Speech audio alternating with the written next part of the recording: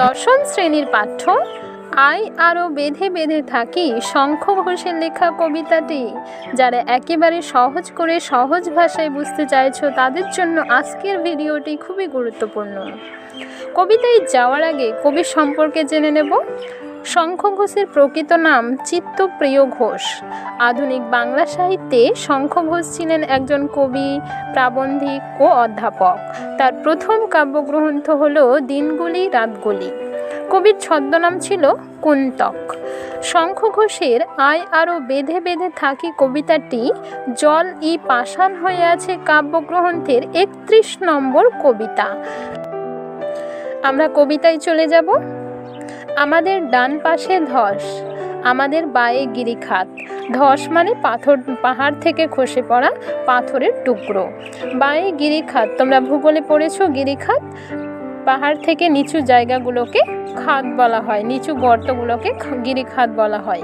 আমাদের মাথায় বোমারু, বোমারু মানে বোম নিক্ষেপ করা হয় যে বিমান থেকে, যে যুদ্ধ বিমান থেকে। পায়ে পায়ে হিমানির বাঁধ। আমরা ডান পাশে ফিরতে পারবো না। এখানে আমাদের বলতে কাদেরকে বোঝানো হয়েছে? সংকটময় খারাপ পরিস্থিতিতে যারা আশ্চর্যভাবে নিজেদেরকে বাঁচিয়ে রেখেছে, কবি এখানে তাদের কথা বলেছেন যে আমাদের ডান পাশে ধস, আমরা ডান পাশে যেতে পারবো না, ধ্বংস হয়ে যাব। আমাদের বায়ে কি রয়েছে? গিরিখাত রয়েছে, আমরা খাদে পড়ে যাব। আমাদের মাথায় বোমারু রয়েছে, আমরা পালাতে পারবো না। কেন? কারণ আমাদের পায়ে পায়ে বাঁধা আছে হিমানির বাঁধ। হিমানি মানে তুষার, তুষারের বাঁধা রয়েছে। আমাদের আর কোনো পথ নেই, আমাদের পথ নেই কোনো, আমাদের ঘর গেছে উড়ে। আমাদের আর কোনো পথ নেই, আমরা সব কিছু থেকে নিঃস্ব হয়ে গেছি। আমাদের ঘরও নেই, বাসস্থান নেই যেখানে আমরা মাথা গুঁজে থাকবো।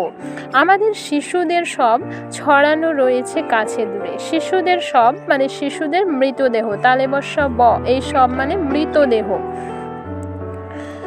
ছড়ানো রয়েছে কাছে দূরে। আমাদের চারপাশে যেন কিছুই নেই, সব শিশুদের মৃতদেহ ছড়িয়ে রয়েছে। তারপরে কবি সংশয় প্রকাশ করে বলছেন, আমরাও তবে এইভাবে এই মুহূর্তে মরে যাব নাকি? সংশয় প্রকাশ করে কবি বলছেন যে আমাদের তো কিছুই নেই, আমাদের বাঁচবার কোনো পথ নেই, আমাদের ঘর গেছে উড়ে, আমরা ডান পাশে ফিরতে পারবো না, আমরা বায়ে ফিরতে পারবো না, আমরা পালাতে পারবো না, আমাদের তো কিছুই নেই, আমরা নিঃস্ব হয়ে গেছি। আমরাও কি তবে এই মুহূর্তে মরে যাব? আমাদের পথ নেই আর। কবি আবার বলছেন, আয় আরও বেঁধে বেঁধে থাকি। আয় আরও বেঁধে বেঁধে থাকি কথাটি, এই কথাটি কবিতায় 2 বার ব্যবহার হয়েছে। আশা করি বুঝতে পেরেছো এইটুকুটা। তারপরে দেখো, আমাদের ইতিহাস নেই, অথবা এমনই ইতিহাস আমাদের চোখ মুখ ঢাকা, আমরা ভিখারি 12 মাস। সাধারণ মানুষের ইতিহাস থাকে না, তবে এমন ইতিহাস রয়েছে আমাদের চোখ মুখ ঢাকা, আমরা ভিখারি 12 মাস। কঠিন পরিস্থিতিতে যুদ্ধ হানাহানির মধ্যে আমরা নিজেদের জীবনকে ভিক্ষা করে চলেছি। আমরা অত্যাচারিত হয়েও আমরা চুপচাপ সহ্য করে গেছি। পৃথিবী হয়তো বেঁচে আছে। তারপরেই কবি সংশয় করে আবার বলছেন, পৃথিবী হয়তো বেঁচে আছে। কেন বেঁচে আছে? কারণ আমরা কিছুজন বেঁচে আছি। তারপরে আবার বলছেন কবি, পৃথিবী হয়তো গেছে মরে। কেন মরে গেছে? কারণ আশেপাশে ছড়িয়ে রয়েছে শিশুদের মৃতদেহ, যুদ্ধ হানাহানি, কোথাও বাঁচবার পথ নেই।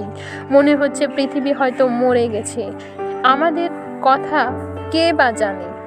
আমরা ফিরেছি দৌড়ে দৌড়ে, আমরা নিজেদের প্রাণ ভিক্ষা করেছি, দরজায় দরজায় ফিরেছি। কিছুই কোথাও যদি নেই, তবুও তো কজন আছি বাকি। তবু এখানে আশার আলো দেখিয়েছেন কবি। কিছুই কোথাও নেই, তবুও তো আমরা কয়জন বাকি আছি। আয় আরও হাতে হাত রেখে, আয় আরও বেঁধে বেঁধে থাকি। কবি শঙ্খ ঘোষ শেষে আশার আলো দেখিয়েছেন যে আমাদের কোথাও কিছু নেই, কিন্তু আমরা কয়জন তো এখনও বেঁচে আছি। আমরা একবদ্ধ হয়ে একে অপরের হাতে হাত রেখে আয় আরও বেঁধে বেঁধে থাকি। কবিতার প্রেক্ষাপট বিষয়বস্তু কি? যখন এক শ্রেণীর দেশ বা রাষ্ট্র নিজেদের লোভে অন্য শ্রেণীর ওপর অত্যাচার চালায়, যখন সাম্রাজ্যবাদীরা যুদ্ধের মাধ্যমে কি করে? দেশ দখল করে, খুন হানাহানি চারিদিকে, এগুলো যখন লেগে থাকে, যখন ধর্ম নিয়ে লড়াই চলতে থাকে, এমন কঠিন পরিস্থিতিতে যারা সংগ্রাম করে নিজেদেরকে বাঁচিয়ে রেখেছে তাদেরকে এই কিছু জনকে কবি শঙ্খ ঘোষ আশার আলো দেখিয়েছেন এই কবিতায়।